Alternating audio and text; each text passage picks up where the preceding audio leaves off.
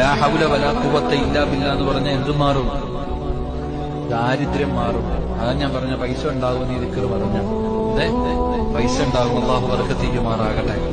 എന്റെ പ്രിയപ്പെട്ട സഹോദരങ്ങളെ, ലാ ഹൗല വലാ ഖുവത ഇല്ലാ ബില്ലാ 70 പ്രയാസങ്ങൾ അല്ലാഹു മാറ്റിത്തരും. അല്ലാഹു നമുക്ക് ഈമാൻ നൽകുമാറാകട്ടെ. അതുപോലെ തന്നെ ലാ ഹൗല വലാ ഖുവത ഇല്ലാ ബില്ലാ എന്നാരെങ്കിലും പതിവായി പറഞ്ഞാൽ അവന് ഏതു ഭാരമുള്ള കാര്യവും അല്ലാഹു എളുപ്പമാക്കി.